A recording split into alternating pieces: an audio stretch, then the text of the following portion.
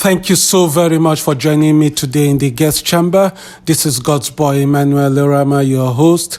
I'm so excited to have you with me today in the chamber. And today I'd like to remind you to check out our Facebook page and our YouTube channel. Search out the Guest Chamber podcast on those platforms. We'd like you to subscribe, to follow, like, and leave comments there for us. We will be glad to have you there. Today we are going to read from the book of Genesis chapter 3 verse 6 to 11. Genesis chapter 3 verse 6 to verse 11. And I'll read from the New International Version.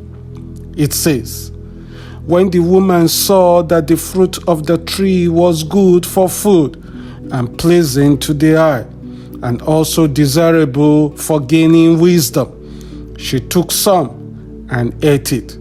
She also gave some to her husband, who was with her, and he ate it. Then the eyes of both of them were opened, and they realized they were naked. So they sewed fig leaves together and made coverings for themselves. Then the man and his wife heard the sound of the Lord God as he was walking in the garden in the cool of the day. And they hid from the Lord God among the trees of the garden.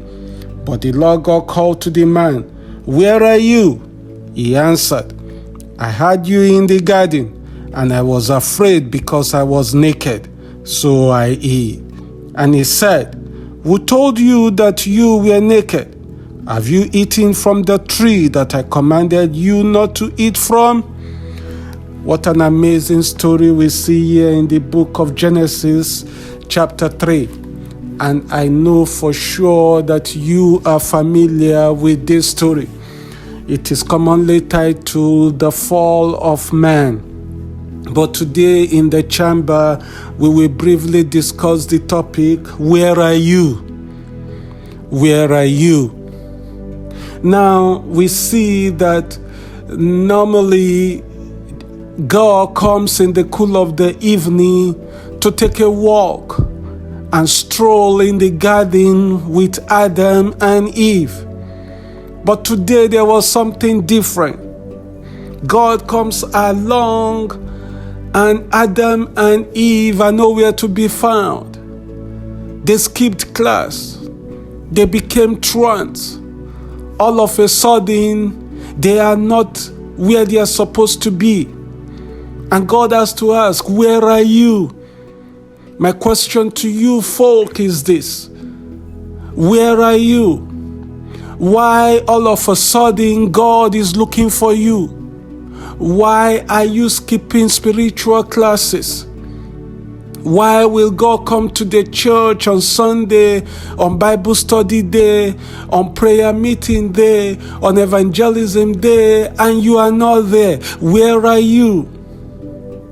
My question is God looking for you in any area of life where you are always there before now? Have you changed course in recent times from your consistency in something that is spiritual? Your time of prayer. Maybe before now you wake up at 5 or 6 a.m. and you are praying. And God comes around these days and you are not there. Where are you? In any area that you've seen yourself sleeping, skipping class, I would like you to consider yourself at this time and begin to find a way to return back to your basis. Now God asked Adam, "Where are you?" Another man said, "I heard you. I was afraid because I am naked, and so I hid." Look at the sequence of his answer. First of all, I heard your voice. Secondly, I was afraid because I am naked, and so I hid myself. Now, in proximity with God, he has become far. He is hiding from God at this time because he was naked, because he was afraid. And God had to ask, who told you that you are naked? Have you eaten from the tree that I told you not to eat of? The only reason, folks, why you will be afraid of God is if you have eaten from the tree that He told you not to eat of. There is no reason to be afraid of God. The only reason for being afraid of God is if you have done something against the will of God. The fear of God is not being terrified of God. The fear of God is a reverent fear and respect of His presence as the Almighty. It is not being afraid of God. And by the way, being naked before God shows that there is something beyond normal that you have done. Otherwise, before God, we are naturally naked and we don't even feel it. We don't know it. Once you begin to realize within yourself that you are naked, in quotes, once you begin to realize that you are ashamed before the presence of God, there is something wrong. Before God, we are not supposed to be ashamed. Before God, we are not supposed to be afraid, except we've done something that is against His will, except we've disobeyed in one way or the other. It is just natural. Take example of your kids, or when we were kids. When we've done something really, really wrong, we see our parents come to the house and we want to be afar off from them. We don't want to be closed to them. We are now afraid. We are now ashamed because of the wrong that we have done. And so Adam had the walk of God in the garden, and Adam and Eve hid themselves among the trees. They skipped class. They skipped fellowship with God. They skipped the normal walk that they have at the cool of the evening with God.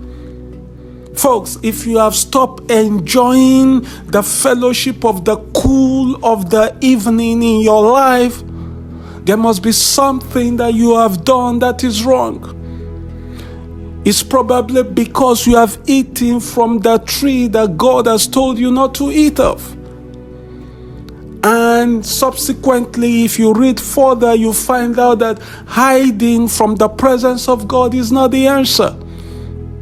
It is better to present yourself before God the way you are.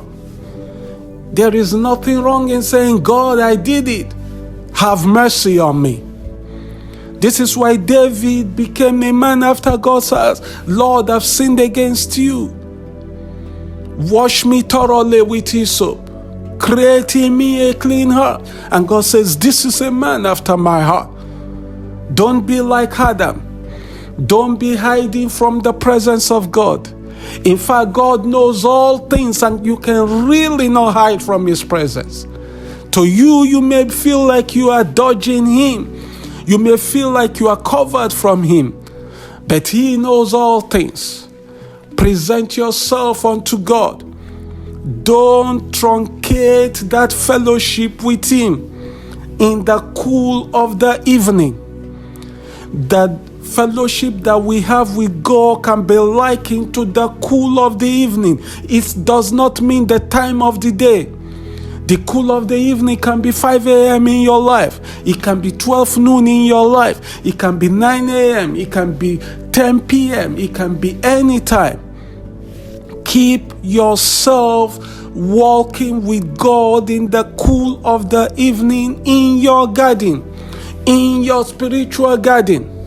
So I admonish you, don't hide from the presence of God.